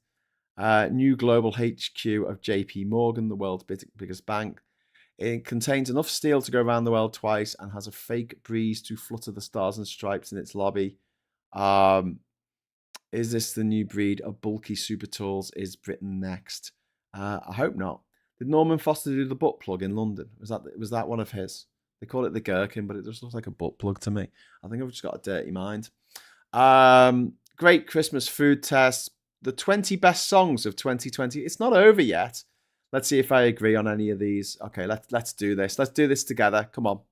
It'll be fun. Let's have a bit of a laugh before we go, because the rest of the news is so fucking depressing. I can't even fucking think straight. Let's go over to not the papers, but here we go. Here's the 20 best songs of 2025. Let me just try and make that a bit bigger for you. As the actress said to the bishop. 20, Little Sims, Bad Bunny. Yeah, I can see that. Wednesday, Elderberry Wine. Yeah. Ray, Where's My Husband? Wet Leg, Catch These Fists. Yes, that would be in my top 10. Can you catch these fists? Definitely love that song. Geese, Taxes. Yeah. Aya, Off to the SO. I've not heard that. I'm going to have to listen to all these now. Olivia Dean, Man I Need. We've got Blood Orange, The Field. We've got C-Mat. The Jamie Oliver Petrol Station Strokes. Take a section picture of me stroke when a good man cries. Okay. But yeah, C-Mat's album was worth checking out, I've got to say. You Got Time and I Got Money by Smurs. I don't know that. Alex G, Afterlife. Lily Allen, Pussy Palace. Yes, that'll be in my top 10. Every single detail of Lily Allen's possibly fictional, but quite possibly not discovery of her cheating husband's sex den. Cuts like a savage little knife with a pearly handle. I'm not going to read out everything that I've just said there, but I have just mentioned butt plugs. Spike Island, definitely in my top 10. Single that heralded the first Pulp album since 2001. Absolutely. Jade, Plastic Box. It's been 84 years since Robin released new music. What? 84 years? 84 years? It's been 84 years? What? Oh, I see. It's a Titanic meme. Okay, fair enough. I was like, what's the joke? Oh, it's a joke. It's a Titanic joke. And then you've got Addison Rae with headphones on. Yeah, okay. Lady Gaga, Abracadabra. I'll have that in my top 10, I think. Chapel Roan, The Subway. I think I'll have that as well. Pink Pantheress, Illegal. Yeah, I'll have that. And Rosalia? I don't know. I've not heard this. I'm going to have to listen to that after the show. She does not look like someone I know. Okay, so there's the top 20 songs of the year. I would have Kate Nash, Germ. Definitely. I'd have Wolf Alice with The Sofa. It's a fucking great song. I love that. Was my song of the summer. I would have Sabrina Carpenter in there. Don't know which song from the album. I'll have to pick one. And you know what? I'd have Taylor Swift's Ophelia. I know loads of people didn't like her new album, and it's not great, but I think Fate of Ophelia is a really good song. Gotta say. But there you go. I'll do my top 10 at the end of the year. My top 10 of songs this year. But yeah, definitely have them. And Paris Paloma, Good Boy. That's definitely in my top 10. It's probably my number one, actually. Good Boy, you're working exactly as intended. Fucking great song, that. Absolutely great. Lady Gaga's the only name I recognise. Get with the kids, One Angry Pagan. Caranola, if enough people boycott these discriminating organisations, they'll get their act together. Yes. And this is why Not In My Name is so important. And for those of you who would like to join up to Not In My Name, is it Neum? I'll just type in Not In My Name. Not In My Name campaign. It's the Not In Our Name. Is this it? Yeah. Neon. I'm going to put the link in the chat here. And if you are a cisgender woman, please sign up, and so that you can stand with the trans community, because it will take cisgender women to stand up for trans women in order for this abhorrence to end. And it's something that we should definitely do. Hey, listen, I'm going to be back on in 50 minutes. I haven't had my breakfast yet. I'm going to go have some breakfast before I faint and get the thumbnail and the blurb done for the PMQs, which is going to take place in just over 50 minutes here on Politics Social. You can join me for PMQs with Graham Hughes. And we'll have a bloody good time watching the stupid questions being asked to our stupid Prime Minister and the stupid answers he gives, and we can roast them. Join us for the PMQ roast. and just laughing at how stupid all these motherfuckers are that get to, I don't know, dictate a lot of things in our lives. So please join us for that. And if that's not your cup of tea, if you fancy a break from politics for a bit, please join me and Rachel at 6 o'clock this evening, where we're going to be jumping down the rabbit hole together like latter-day Alice's in Wonderland and talking any old shit about whatever the fuck it is we want to talk about. It's just anything but politics. So please join us for that, 6 o'clock this evening. I'd love to see you there. And until then, I will say thank you so much for watching. See you maybe in an hour, if not tomorrow, I guess, at 9 o'clock. And I hope you enjoyed your bumper long morning brew here on Politics Social. Look at this. I don't have adverts or a phone in or anything, you know. I could do James O'Brien's job. I could do that. Gives a job. Oh, you didn't go to private school, Graham? Oh, it's always the way, isn't it? Anyway, thanks for the chat. Thank you for the super chats, especially. Very kind of you. And until I see you again, I'll say hello, good evening, welcome, and goodbye.